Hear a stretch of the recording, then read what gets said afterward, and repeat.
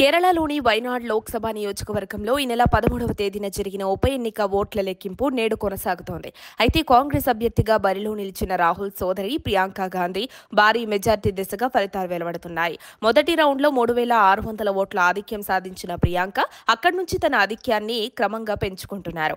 Postal బ్యాలెట్లో ఆమెకి అత్యధిక ఓట్లు పడ్డాయి. తర్వాత తన ఆధిక్యాన్ని కొనసాగుతూ లీడ్లో ఉన్నారు.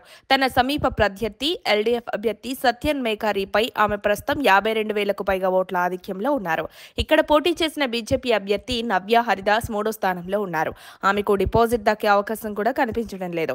ఈ ఏడాది లోక్సభ ఎన్నికల్లో రాయ్బరేలీ, వైనాడ్ స్థానాల నుంచి విజయం సాధించిన కాంగ్రెస్ అగ్రనేత రాహుల్ గాంధీ వైనాడ్ స్థానానికి రాజీనామా చేయడంతో అక్కడ ఉప ఎన్నిక అనివార్యమైంది. దీంతో అక్కడి నుంచి ఆయన చెల్లెలు ప్రియాంక బరిలోకి దిగారు. ఇదే ఆమెకు మొదటి ఎన్నికలు కావడంతో ఫలితంపై ఆసక్తి నెలకొంది. రాహుల్ గాంధీ ఈ స్థానం నుంచి 2 సార్లు గెలుపొందారు. 2019 ఎన్నికల్లో 4.20 లక్షల మెజార్టీతోనూ 2024 ఎన్నికల్లో 3.80 లక్షల ఓట్ల మెజార్టీ సాధించారు. ఇది కాంగ్రెస్ పార్టీకి కంచుకోట లాంటిది. ఈ క్రమంలోనే వాయనాడ్లో కాంగ్రెస్ విజయం తథ్యమన్నట్లు ఫలితాలు వెలువడుతున్నాయి. కాంగ్రెస్ అభ్యర్థి ప్రియాంక గాంధీ ఆధిక్యంలో కొనసాగుతున్నారు. ఉదయం 9 గంటల వరకు ఆమె లీడ్లో ఉన్నారు. బీజేపీ నుంచి పోటీ చేసిన నవ్య హరిదాస్ వెనుకంజలో ఉన్నారు. మధ్యాహ్నం 12 గంటల వరకు పూర్తి స్థాయి ఫలితం వెలువడే అవకాశం ఉంది. మహారాష్ట్ర, జార్ఖండ్ ఎన్నికల ఫలితాలతో పాటు కాంగ్రెస్ పార్టీ సీనియర్ నాయకురాలు రాహుల్ గాంధీ సోదరి ప్రియాంక గాంధీ పోటీ చేసిన వైనాడ్ నియోజకవర్గం ఫలితంపైనే అందరి చూపు ఉంది.